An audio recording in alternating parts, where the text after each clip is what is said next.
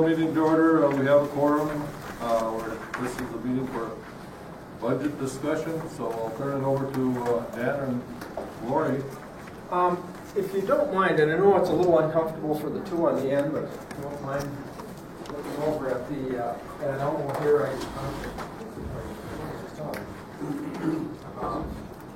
I want to make sure the public understands, perceives what you're looking at as well.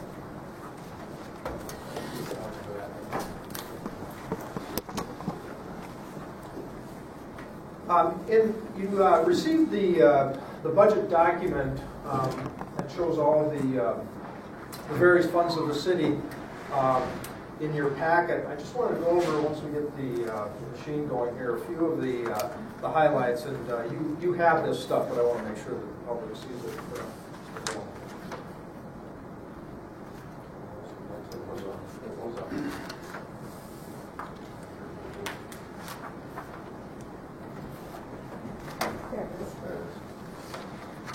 Just a few things that I wanted to talk about. First of all is the budget notes. The document that you have in front of you is a balanced budget. It complies with the levy, the preliminary levy that you established back in September. So the budget was balanced. Now, compared to what the department heads have presented to us, for instance, we had a lot more in roads initially, but we had to pare that back. And we actually, staff and meeting with department heads cut back around $750,000 or so. A big chunk of that ended up being in the area of streets and roads and things like that. But I wanted to, so that the public can see what we're looking at. If you use the top button Zoom that in there, a little bit. and then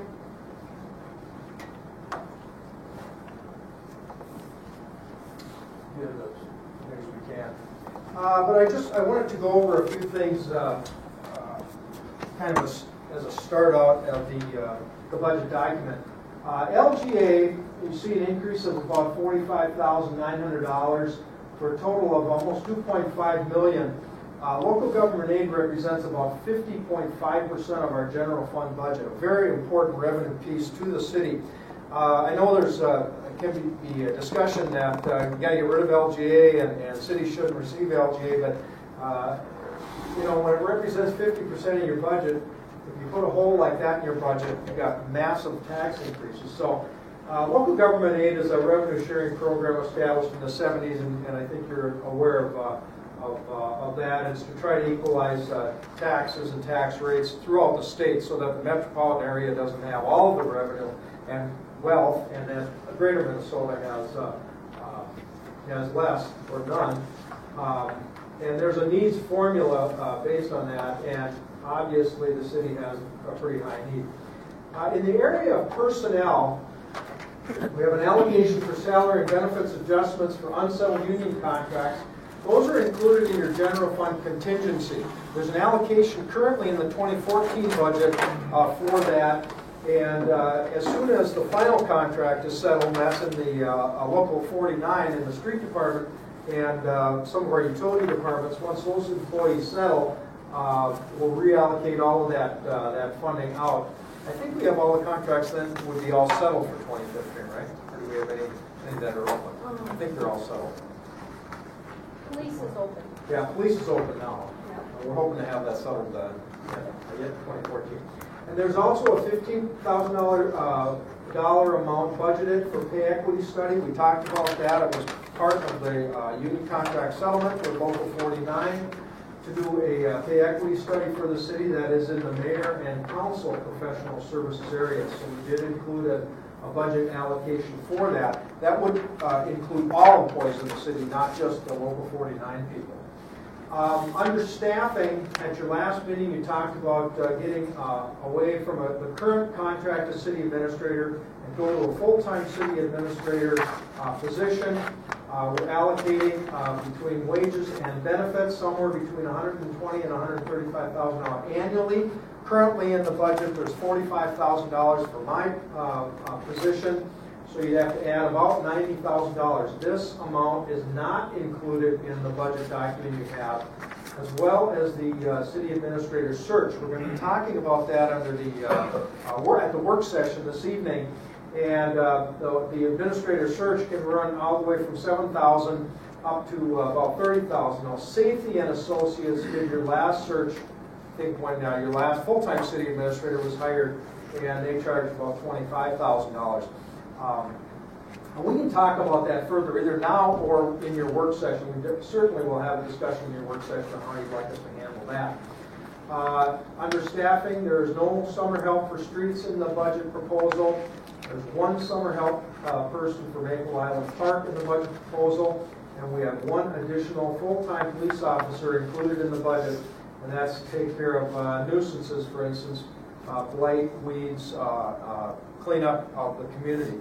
We also had some discussion today with our new housing inspector on this item, and we're looking to beef up our ordinances so that it would not only include rental housing, but also owner-occupied housing. So we have some more teeth in our ordinances for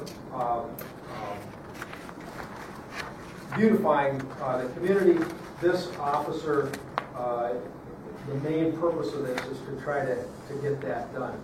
Building inspector, that's a budgeted, that shows as a continuation of contracted service. The zoning person was moved to the planning commission from the building budget.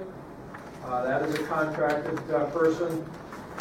Other discussion, discussion items include the transfer of $25,000 from the general fund to golf for debt reduction. It's either from the improvement fund or the operating fund, and then street improvement, and that is a $222,350 increase as compared to where we are today.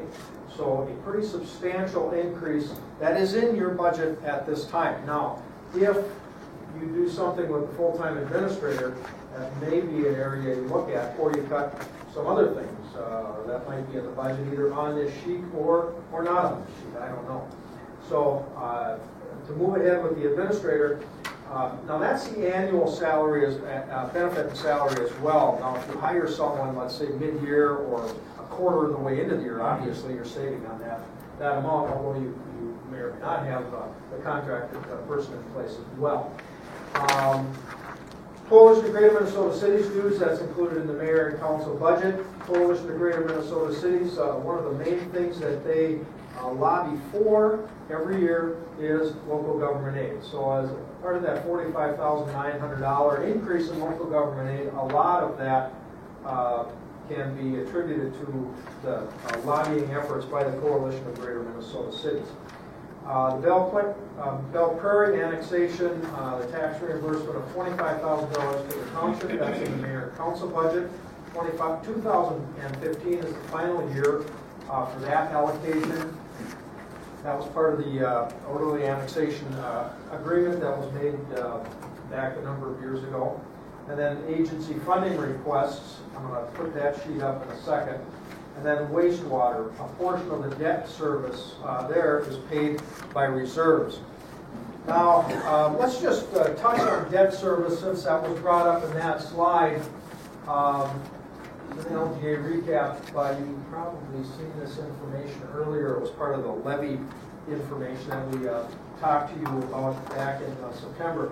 But the debt levy requirements, you can see in 2015 there's actually about a $15,000 increase in debt levy requirements. Now in 2016, a pretty substantial reduction.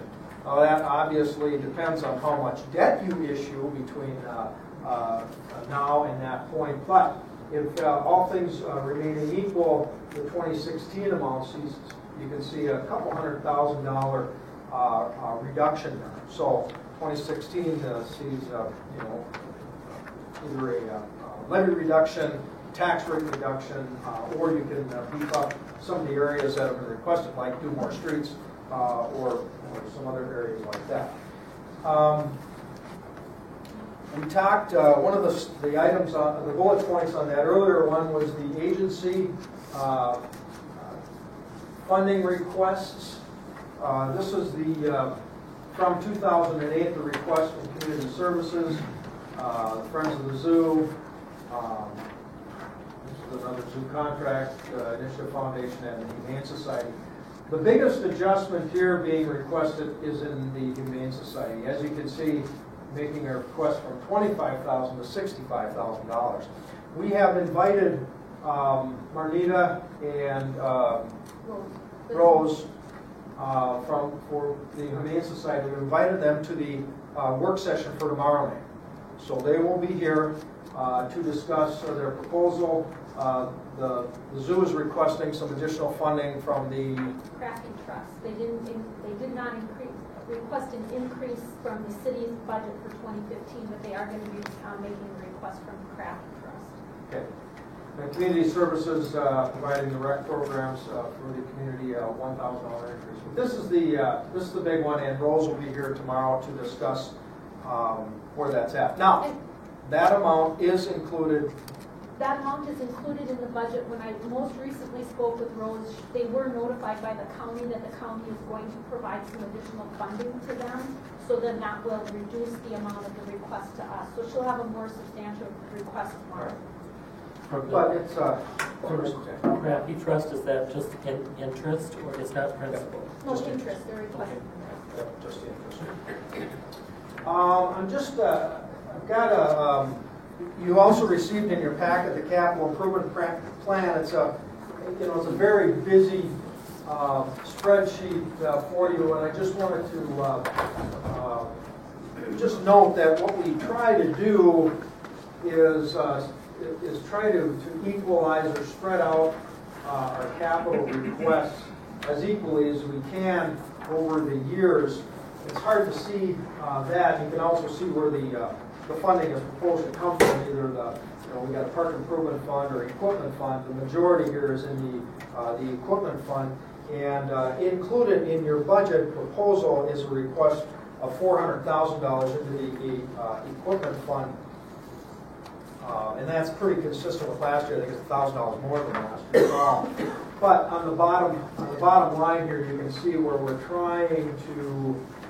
This originally was substantially more than that, the request for 2015. But we met with the department heads and we just showed that we needed to spread that out more rather than trying to do it all in one year. We needed to spread some things out. You can see some pretty big ones in here. The front-end loader, we spread that out over 2 years. Dump truck, there's some pretty big ones in there. So that's kind of a brief recap of where we're at with the budget.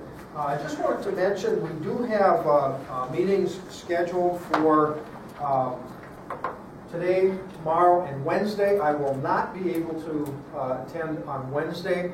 You're certainly welcome to continue your budget discussions. The hope here is that maybe we can get through as much as we need to get through tomorrow, and we can get that done. Otherwise, I'd like to attend your budget meetings, and if you need to hold another one, you can try to do that in the next couple of weeks. Remember, your public hearing for the budget is scheduled for December 1st, your very first meeting in December. There's 5 Mondays in December. It's scheduled for the 1st. Have the notices gone out? I believe the county will be sending them out. I think they start the 21st or something. Yeah, it's the notices are required by law to go out between November 10th and the 24th, and most counties are waiting until towards the end of that. They have better data, better market value and valuation data if they try to send the notices out later. So I know I haven't gotten mine yet in Brainerd either. So we usually get them later in the year. Remember the preliminary levy. We were able to go up nearly 14% without raising the tax rate. We lowered that to 10%. You lowered that to 10%. I don't think it was unanimous to lower it down to 10%, but that will lower the tax rate even though it's a 10% increase in the levy, and that's because of the big annexation area that's just coming on board with payable 2015 taxes. So. We have the department heads here, can discuss their proposals. For the most part, the budget, if you've gone through it, if you look back at the previous years, there's not an awful lot of changes to the budget. What we tried to do is keep things as consistent as we could, but use the budget notes to show where the changes are. Again, big change to street improvement, potential increase there. We've got an additional police officer based on discussions this year we had on blight and weeds, and also your discussion of a full-time city administrator. Other than that, not a whole lot of changes to the proposed 2015 versus this year's budget. So, I don't have really anything more than that. I'll open it up for questions from the council, and hopefully we'll all be able to pitch in and answer.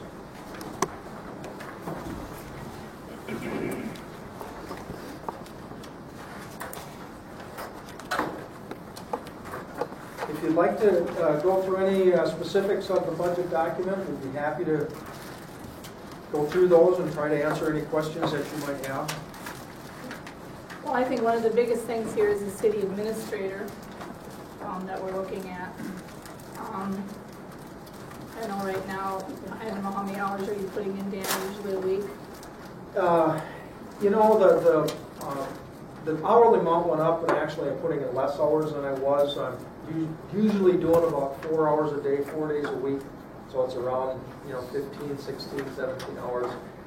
Usually not much more than that. So it's obviously less than it's been. So, I mean, And then that varies too, because I know that you take like a week here or 2 weeks there or whatever. right. I noticed that Lori's been working Sundays, and the question I have, especially after working on union, and Lori is a union member, is she getting time and a half for that? And how does that go with the union? Is at any given time, could she file a complaint on that? Not that I'm aware of. Usually, in my experience, if you pay a person hourly, keep track of their hours. If you don't keep track of their hours, if you keep track of their hours, they tend to become hourly. And then you've got the overtime issue, but we don't keep track of their hours. They're salaried people, and they're paid to do a job. So is there a reason why she's putting in so many hours now, last couple of months? Work done. Good job done. I mean, it's been going on a lot. I don't know how many Sundays there are, but there's some.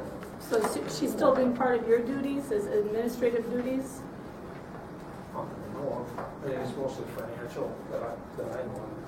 She's here, so. I honestly, Kathy, other than this last Sunday, haven't worked a Sunday here for, I do, like in January, to get audit, or to get year-end stuff and W-2s and all that kind of stuff done. I did work this last Sunday. Mike was gone, and I had some stuff I needed to get done, and I chose to come in Sunday rather than Saturday. Other than that, I haven't worked a Sunday here for quite some time. Okay, because I thought I saw you here 2 weeks ago, 2 or 3 weeks ago. I could have come in and I'd have grabbed a pair of shoes or something.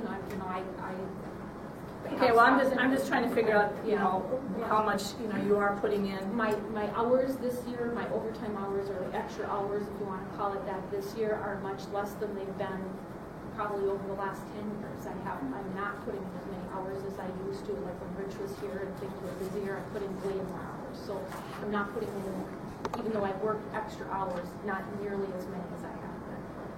Okay. I know that you met with the new council. Now, was that like a financial situation that you met with them about? Yeah, I just went over because this is the first time they received the budgets and they received the budget comparison, so I just met with them for less than an hour, I think, on Friday, and just explained to them the budget, how to read the reports, and the budget comparison, and how to read the reports, and other than that, I gave them enrollment, payroll enrollment stuff, and Wendy gave them the packets and explained the packet stuff to them, So I guess what I'm looking at here is, the city administrator and getting that started, because I think that it's essential that we do that in the community. I think that without having an administrator, I don't think that you've gotten a real good grasp of the community, Dan, and what really is needed here. And so we can get somebody on board quickly for the community. I think it's the best thing for us. So I would like to see us get that into the budget. I don't know if anybody's got anything else to bring up, but I'd like to talk about the golf course. anybody wants to talk about golf course. I know that we've got, here it says 20-some thousand being allocated to put in because of the loss. How much do we allocate for the golf course yearly?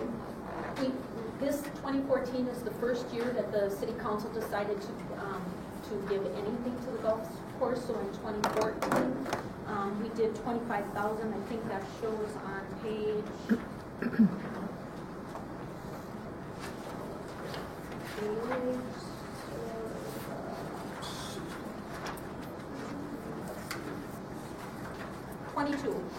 It shows there's transfers out, so in 2014 was the first year that they allocated any funds to the golf course, and then it's in the budget again for 2015 if the council would so choose.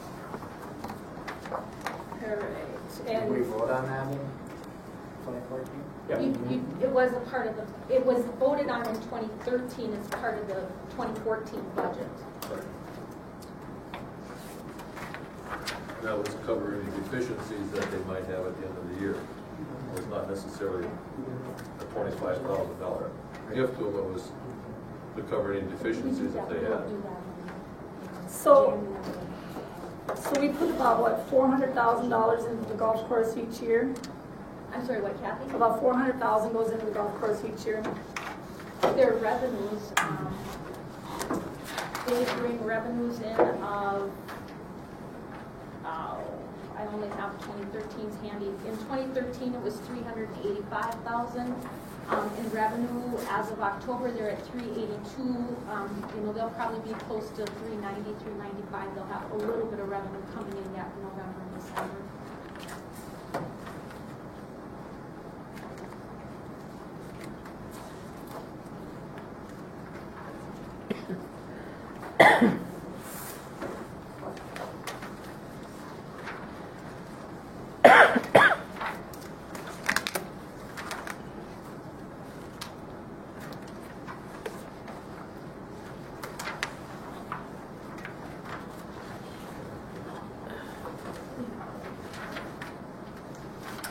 But based on kind of the pace that they're on, last year they had expense over revenue about $21,000. So they lost in cash about $21,000, and they're on pace to about the same level this year. So I'm expecting 25,000. So the transfer that we're talking about, that's brought into you in the beginning of next year, transfer for all the transfers from the previous year. So you'll have a chance to vote on that at the beginning of the year, like you always do. So, but we expect that that amount would cover at least the cash revenue and expense here. We've still got debt. They're operating in the hole. So what's their debt look like? I'm just sitting here digging for all this, so I'm just.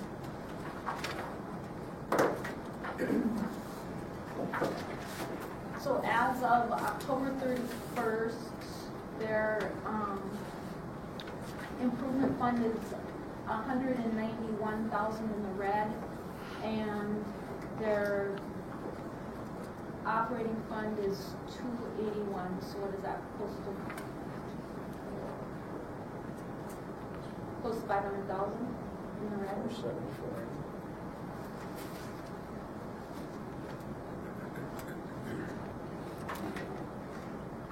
And how many paid members do they have? About 400 and some? Membership? Yep. I don't know. Is that more than that? Less than that? Less than that. Randy's. Randy will be here tomorrow. It's less than 400? Okay. It was probably around 200, isn't it? Membership? 200 members. And what about, I guess I can ask Randy this tomorrow if I'm able to make it, but what about the improvements to the golf course? I think we're going to have that in our discussion. It's about $1 million. I saw it today. I didn't have time to figure that out. So, like, what does he improve? Because I guess what I'm hearing, talking to folks, is they're not real happy with the fairways and other things like that. What are the things that he's improving? I don't know, we can ask Randy tomorrow night when he's gonna be here. I think it'd be fair, I guess. You don't come to any other meeting, so get him as one time a year. Say, Kathy, I just wanted to point out that if we do have the membership dues in the budget, it's not the number, but it's a dollar amount. In 2014, to date, the membership dues were $105,540. Thanks. Yeah.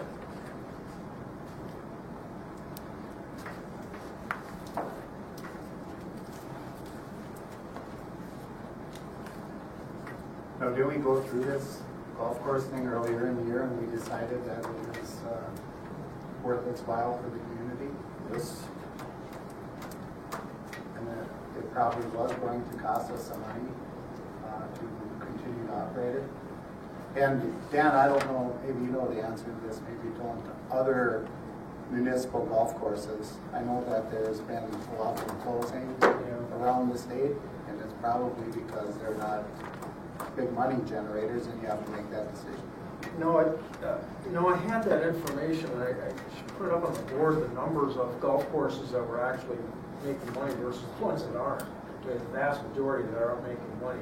Certainly the municipals are having difficulty. It's kind of like a community center or a civic center or whatever. They're just tough to make money. And I know this one isn't making money, but you look at the value to the community versus the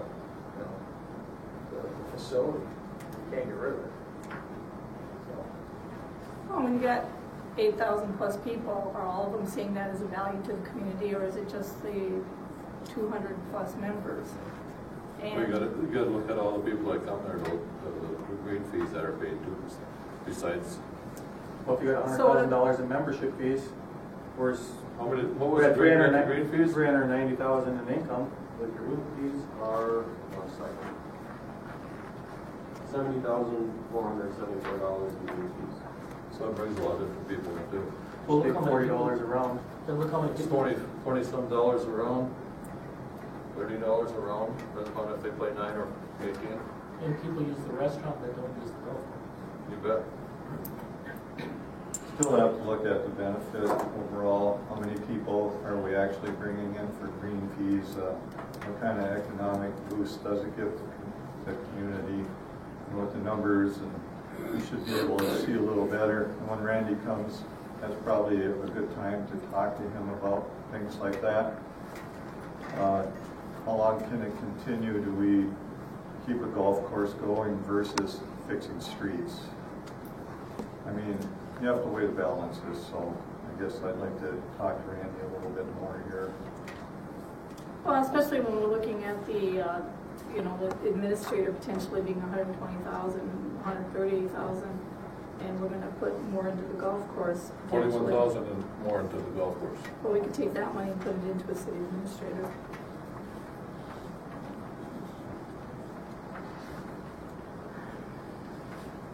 I thought it was Schlenner and Winter that did the report. And we have seen a continual improvement on the golf course. Do you realize that we paid $3,000 for cameras out at the golf course, and nobody's ever done a thing with them, ever? They're just sitting there. It was kind of like it wasn't going to work at the time, and everybody just kind of ignored it, bought it, and put them up there, and it's not even being monitored. So that was a waste So are of they money being to the recorded? taxpayer. Yeah, they're being recorded. If we have an issue, we've got 30 days of backup on that. We've talked to Randy about that, and in deference to Randy, of course, said, no one told me where to send the info, and Chief, when we talked to him, and it's like, I'm not gonna sit and look at this recording. It can remotely come into our offices, I think, as well, but if you have an issue, then you have 30 days, or if an issue, within that 30 days, you go back and see what the issue might have been. It's just to sit and watch. I mean, Randy told us, we met with him, Greg and I met with him, Kim and I, a week ago, and he said, well, I looked at them briefly on occasion, people pushing into the POS system and, using the till as they should be. So, I mean, he said he's looked at them occasionally. So what year did those go in? They went in This year. last year. Last year? Late this year. It was this year after we had our This audit. year, yeah. We just went Earlier through this this spring. Earlier this year. Yeah.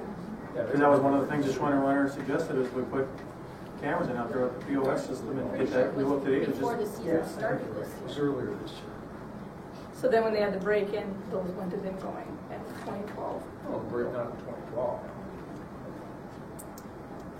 the whole thing is you got the cameras out there, so you're there 13 hours a day, so you're gonna hire somebody 13 hours to sit and watch video?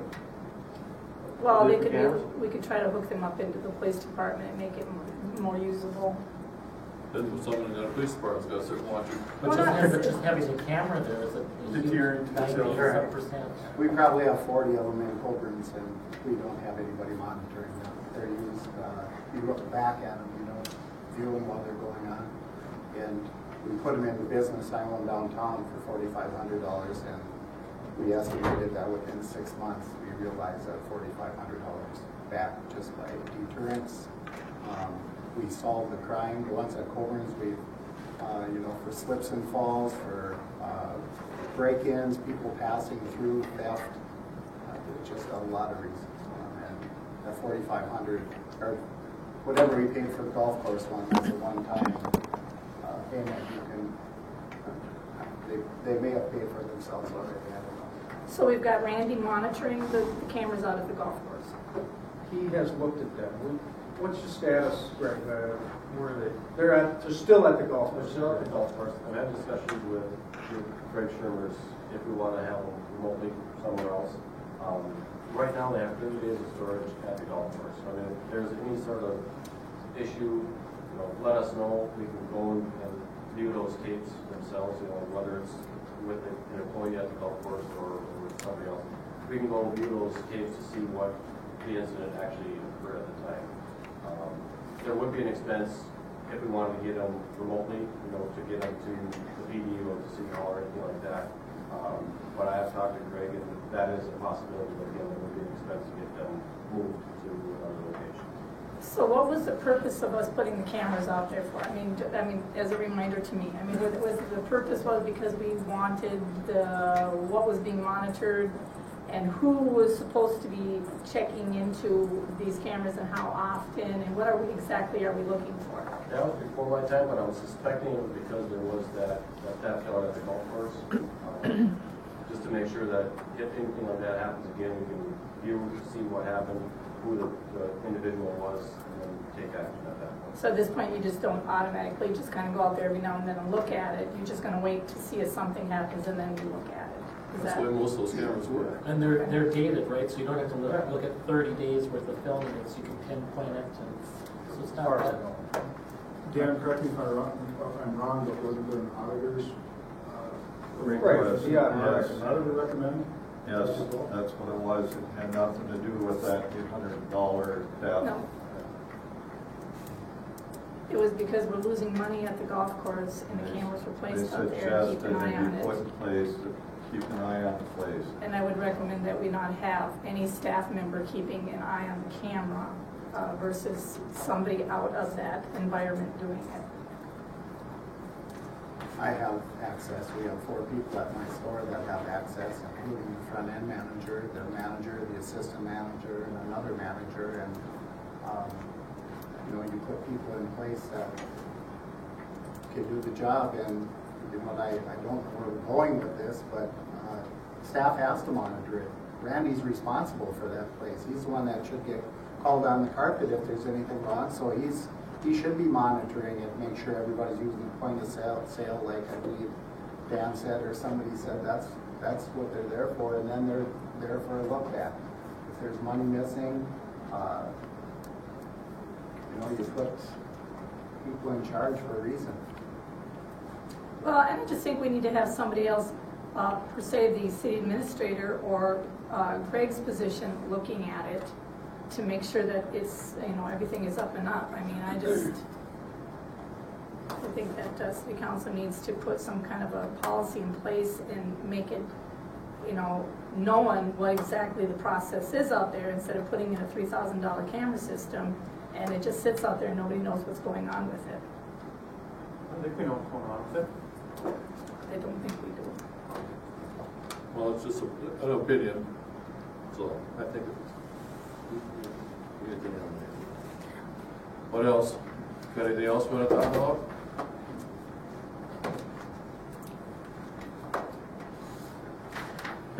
So after we hear these other presentations tomorrow, then we can start doing some cutting if we want to, or whatever we want to do. Shuffling around, I believe there is interest in the full-time city administrator, so you've got an issue there. You've got to figure out what you're going to adjust in your budget in order to fit that in. Those two positions aren't in our budget, right? The administrator is not in, and then those two kind of indented bullets, the full-time city administrator and then the city administrator search. The search you could probably absorb and need putting those in something. We're looking at doing those, emergency management for the siren. Weren't we looking at starting that this year? I see that got pushed off another year again. You know what, Jeremy? What we did is that we had one repaired up there by Limerick School. Yeah. And I found out that it only cost us like $600 to get a new board put on. So we're kind of repairing them as we go. The one that we put on the west side over there, I think that one has worked very, very well. And it almost serves the whole community. So we're just kind of, these are back in 1979 when we put these in. But, I don't think we need to replace them if they're still working good. Once we start, the one on the west side kept giving us havoc all the time. Yeah. So we had to keep putting money into it. And I'm not a guy that likes to, if it's not broke, don't fix it. You know what I mean? So we're just kind of waiting it out and seeing what we're doing there. But I just say we got 3 years at 25,000. right. And you know what? 2,500. 2016 we might delay it back again. If things are going good, Right. we just want to have something in it because we never had anything in there before. We kind of got caught with our pants down a little bit there. We're wondering where we're going to get the money. So if we have something budgeted in there, at least we have something to fall back on. That's a good question. I mean, If we're hanging looking, even if we did, maybe we better spread it over 12.5 this year and 12.5 next year to kind of start, or 10 grand. and we can do that, but I don't see the need for it this year. I think we're doing all right. And like I said, the one that we did put in a couple years back, it really serves our community very well. And I think we're looking at, probably since we figured out how that one works, we're probably going to relocate. We got some development now east of town. We also got some development out there by the golf course. I think that's probably our push. So we might relocate them so we get a better coverage area. So we probably wouldn't put them right back to where they were because the decibels are higher. Because we're going to have to get all the way out to Belle Prairie there. Belle Prairie we're covered. That's all covered. We got a new one out there, yeah. It's just east, out there by Walmart, and got Wall Edition out there, and then south. I hear that our house, though, when you do it, so it works. Yeah, it's, and these new ones have different decibels. Right. They're higher, so they cover more area. So what we do is we have the engineering department with Greg and Brad and Doug, and they kind of make me a map, and we kind of decipher where we need to put them. So we've got that set, so we kind of know where we want them. Okay. But, I just know we were talking about getting started on some of them. Yep. That's, I think we're going good, and it was only $600, I think, to fix the last one, so that's a lot better than $25,000. Yes? I have a little concern about the restrooms for handicap accessibility. We have it for 2016, and I mean, it's something I think that should be covered as quickly as possible, being compliant. Is there any way we can get that to 2015, Dan? Or Yeah. I thought you reported that they were in compliant. They were It's not compliant. required. It's one of those that if you're going to do some remodeling, you should, in the building, you should get them updated.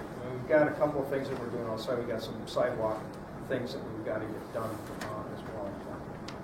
I mean, I think that would be something that I would like to see pushed more sooner than later. Is that something we would talk about We'll talk about it tomorrow. tomorrow?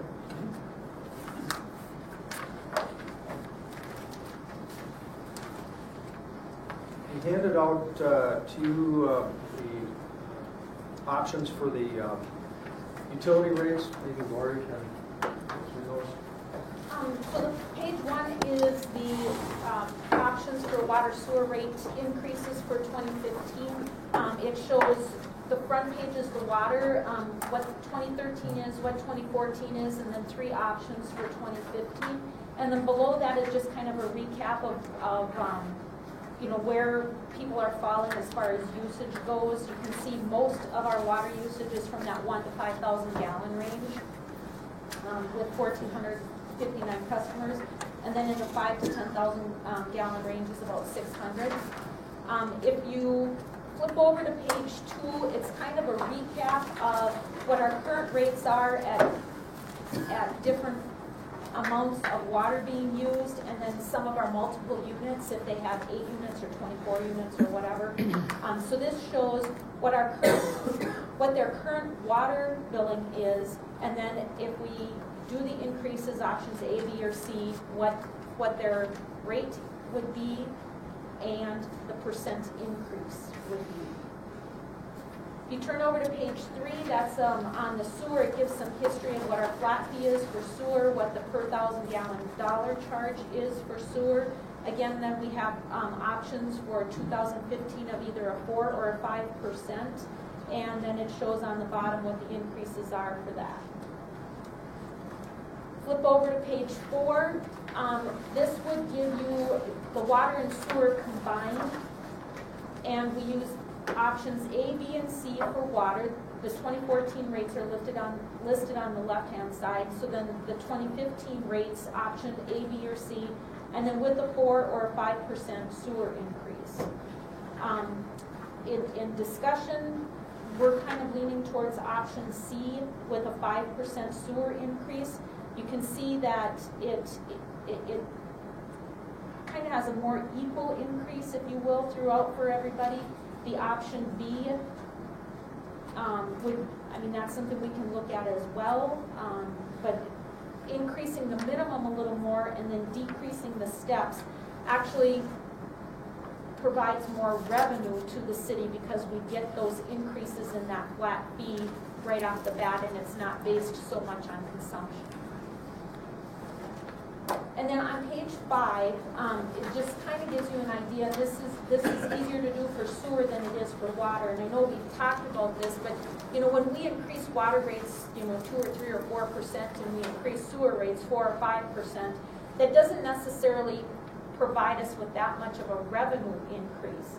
So what I did is I took customer charges that we've received on cash basis from 2008 to 2013 and compared them, and so you can see even though we increased the rate in 2009 by 5%, we saw less than a 1% increase in revenue.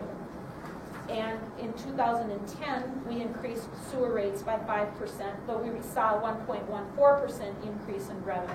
And that's because of the decreased consumption. So if people are not using as much water or we're not billing as much, the consumption is going down, therefore we're not getting as much revenue based on the less consumption.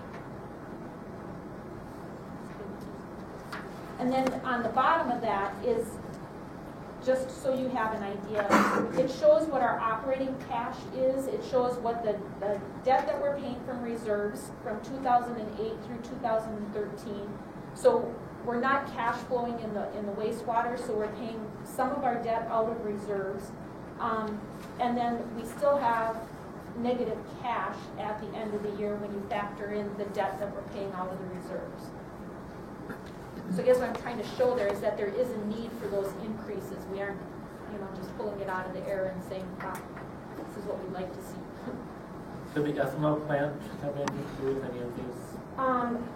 It won't have affected us so much because they're just in 2014 now is when their consumption started going down. But we still have revenues from them. They still have discharge and that kind of stuff. It will affect the wastewater some. It will affect the water more. But again, it's going to help extend the life of the plant and some of those kinds of things. So we haven't really seen a big difference yet, just because they're, we don't have a full year of that under the belt. Thing is, revenue will go down though. In the water, yeah, it will go down. But some of our expenses are going to go down as well. Right. We aren't producing as much water, so utilities, chemical, those kinds of things. It won't be proportionate, but it will be some.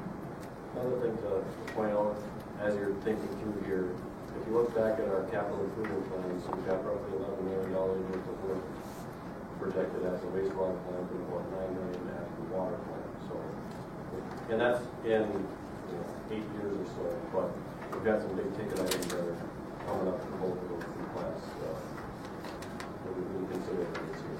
We need to prepare ahead of time instead of, Either now or later. that's right, and if it all comes at one time, it's gonna hit everybody hard. So the very last page is just a copy of a rate study for sewer that I believe Brainerd had done, Greg, right? Yes, Brainerd And did that. they had just done a study for themselves, so Little Falls is highlighted on there, as you can see. Our sewer rates are, I believe, the lowest, well, not the lowest, but we are definitely under average in all the categories.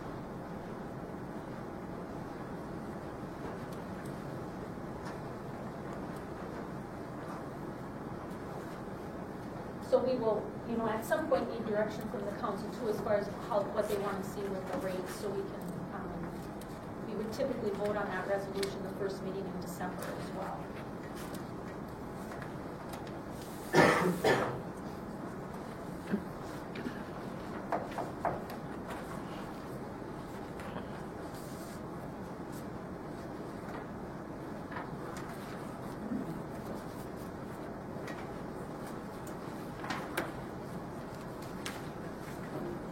Anything else we gotta talk about, or wait till tomorrow and then we start doing some cutting or adding or subtracting or whatever?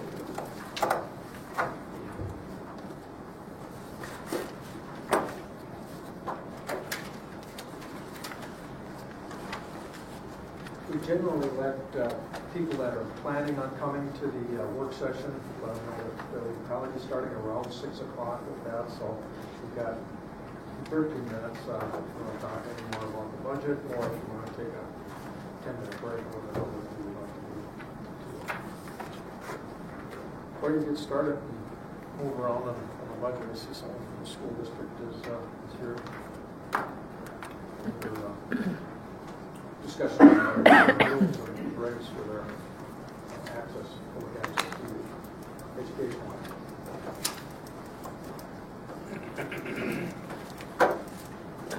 What do you wanna do, people? Take a 5 and then start the work session. Looks like we have a lot on the work session, so we should give it ample time.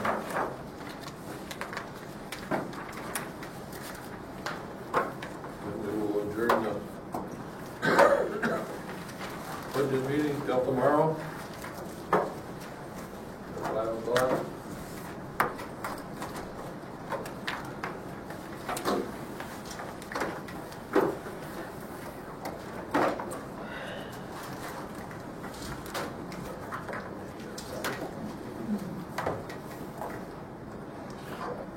You might want to take a break.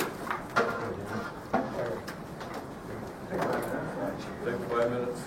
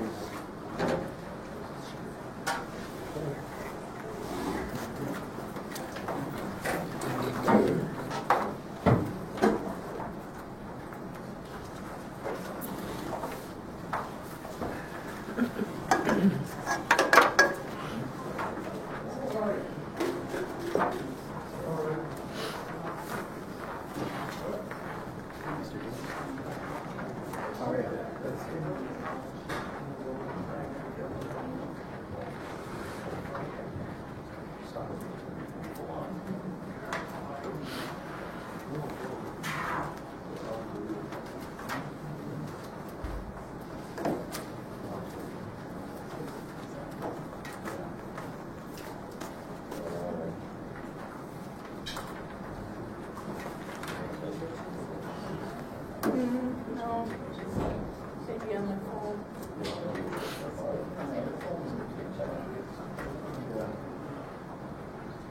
Oh, Pierce lost by 1 point in overtime. That was a heartbreaker. pulling forward, swept through their field pretty easy, which surprised me. I think they're peaking at the right time. Yeah, Friday at 1 o'clock. Some benefactor came through and ordered Probec buses for the whole school. Our kids don't have to see anything to go. I can't imagine what they paid. Yeah. That must have cost a little bit. Yeah, they grab the camera, they do the pictures. I find videos on here. Very excited. So I Last time, I think Bowling Ford took the state in '84. Every fiscal year. Last year, they were expected to go and they fell to Holly. I spent a lot of Nasty, cold, time freezing, bike windy crossing. day. We need to order 120. The year before, we lost It's in an hour. triple time. We were able to get the same team as those this year for final. And I remember So it's, this is be nice to see some reexpansion. Actually, we're supposed to be in a down year. We graduated most of our seniors last year. We have a lot of juniors and sophomores this year. Like Piers is fairly young too. I really thought they were going to get to the final. we got towards the end of the year, all of a sudden, You know, the colonel ordered all of a sudden a car with bucket seats Oh, for his yeah. whole meeting. So nice. You knew stuff was going well. oh well, next year. Oh, okay. So you're gonna We're gonna have a good wrestling team, except Grant Smoody decided he isn't gonna wrestle or play football. He should have. He would have Oh, I know. filled a pretty important spot on the football team. But he's trying to, he's trying to get all of his, he wants an associate's degree by the time he's out of high school. So he's going strictly post-secondary next year. 4.0. Yeah. Yeah, he's a very nice kid. But they could have used him. And then on wrestling, they definitely could have used him. And he's looking at his future, you know.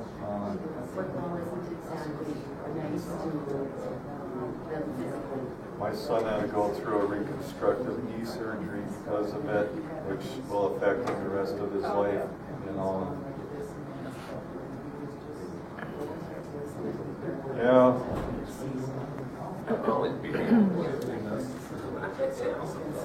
That's why my son needed to play. He was 6'4", 245.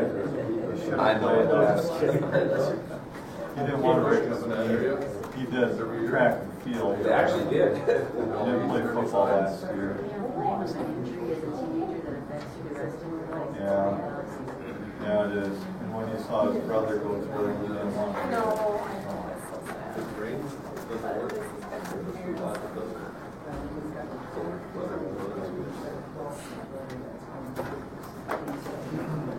Oh, wow.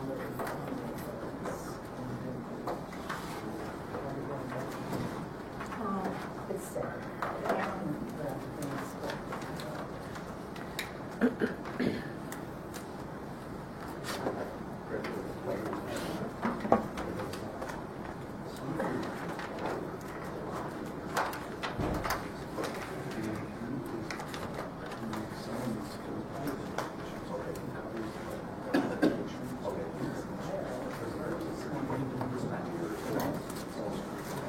Hold on.